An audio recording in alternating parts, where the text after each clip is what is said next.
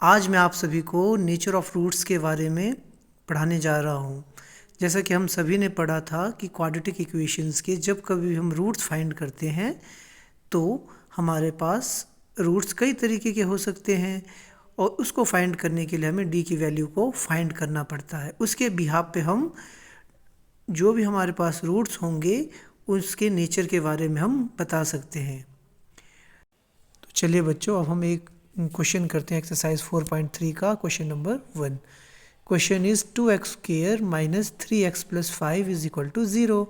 Question हमें बोलता है कि हम लोगों ने इस इक्वेशन के रूट्स का नेचर बताना है और अगर इसका रूट एग्जिस्ट करता है तभी हमने इसको फाइंड करना है।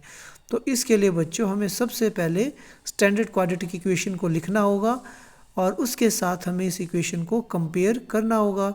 अगर मैं एक्स स्क्वेयर के कोफिशिएंट को देखूं तो हमें क्या दिखाई दे रहा है, 2, वो हमें a की वैल्यू देगा और x का कोफिशिएंट हमें b की वैल्यू देगा और c की वैल्यू कौन देगा, हमें कांस्टेंट टर्म। हमें पता है डिस्क्रिमिनेंट की वैल्यू होती है v स्क्वेयर माइनस 4ac। अब हम क्या करेंगे, b की जगह -3 को डालेंगे, a की जगह 2 को और c की जगह 5 को। अब हम क्या करेंगे, जो भी हमने वैल्यूज़ डाली है उसका स्क्वायर फाइंड करेंगे। 3 का स्क्वायर होगा 9, माइनस का माइनस, 4 2 ज़ा 8, 5 8 ज़ा 40। सो प्लस माइनस माइनस 40 में 9 माइनस करूँगा तो कितना आ जाएगा बच्चों मेरे पास, -31। तो डी की वैल्यू क्या आ गई, less than 0। It means no real root exist. तो क्वेश्चन ने हमें कहा था कि अगर कोई रियल रूट एग्जिस्ट नहीं करते तो इसे फाइंड करने की ज़रूरत नहीं है। जैसे कि आप देख सकते हैं ये कौन सी कंडीशन को फॉलो कर रहा है, हमारी कंडीशन नंबर 3 को। जब कभी भी डी की वैल्यू नेगेटिव आती है तो कोई भी रियल रूट एग्जिस्ट नहीं करता।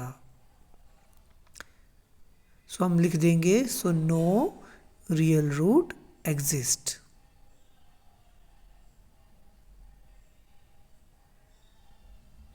आई होप आप सभी को समझ में आ गया होगा। अगर किसी को कोई डाउट है तो वो पूछ सकता है मुझे।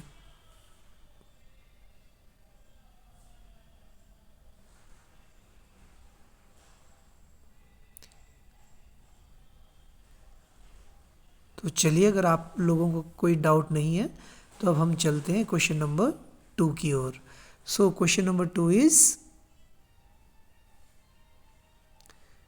3x square minus 4 under root 3x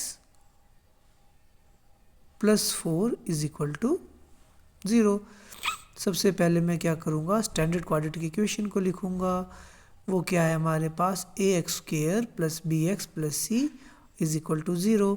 और अब हम क्या करेंगे, a b c की वैल्यू को फाइंड करेंगे और उसके लिए हम क्या करेंगे, a की वैल्यू हमें देगा coefficient of x square, b की वैल्यू देगा कोफिशिएंट ऑफ x और c की वैल्यू देगा हमें कांस्टेंट टर्म। अब a b c की वैल्यू को हम डिस्क्रिमिनेंट के फॉर्मूले में डाल दूंगा।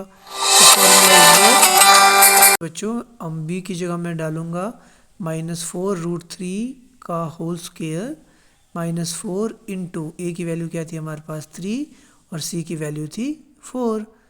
अब देखो -4 रूट 3 का स्क्वेयर करूँगा, माइनस माइनस प्लस 4 का स्क्वेयर कितना हो जाएगा बच्चों 16 और 16 मल्टीप्लाई बाय रूट 3 का स्क्वेयर कितना हो जाएगा 3, 16 3 ज़ा 48। अब मैं क्या करूँगा, 4 3 ज़ा 12, 12 4 ज़ा 48। तो देखो बच्चों हमारे पास आंसर क्या आ गया, 0। तो अब हमारे पास d की वैल्यू कितनी आ गई, 0। इट मीन्स ये कौन सी कंडीशन को फॉलो कर रहा है, हमारी कंडीशन नंबर 2, कंडीशन नंबर 1 को। जब कभी भी हमारे पास d की वैल्यू 0 आती है इसका मतलब two equal and real root exist. इसका मतलब अब हमें क्या करना पड़ेगा, इस इक्वेशन को सॉल्व करना पड़ेगा और x की वैल्यू को फाइंड करना पड़ेगा। और इससे पहले हम लिख देते हैं कि 2 equal real root exist.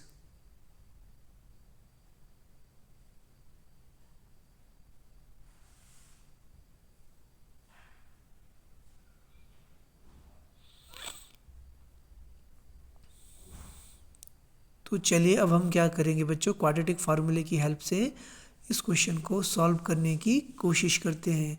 So quadratic formula is what, minus b plus minus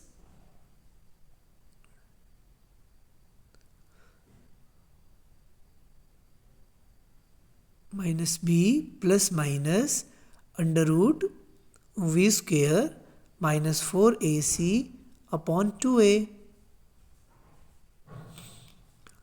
अब मैं क्या करूँगा बच्चों, ए बी सी की जो भी वैल्यूज़ मैंने निकाली थी इस इक्वेशन में डाल दूंगा। तो बट इसमें देखिए वी स्क्वेयर माइनस 4ac जो किसके बराबर होता है आपके डी के बराबर, और डी की वैल्यू हम ऑलरेडी 0 निकाल चुके हैं, तो हमें ज़्यादा कुछ करने की ज़रूरत नहीं है। बी की वैल्यू थी -4√3, तो मैं क्या करूँगा, ब्रैकेट लगा दूंगा और 4√3 लिख दूंगा। इसके बाद क्या लिखूंगा मैं, प्लस माइनस और under root b square minus 4ac, इसकी वैल्यू कितनी आई थी बच्चों, हमारे पास 0 आई थी जो डी के बराबर था, तो 0 होल अपॉन क्या लिख दूंगा मैं, 2 अपॉन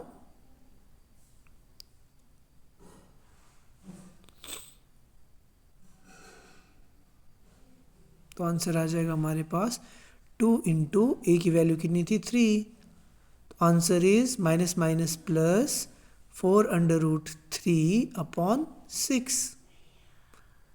या मैं 6 भी लिख सकता हूँ, या मैं इसको क्या करता हूँ 2 मल्टीप्लाई बाई 3 लिख देता हूँ।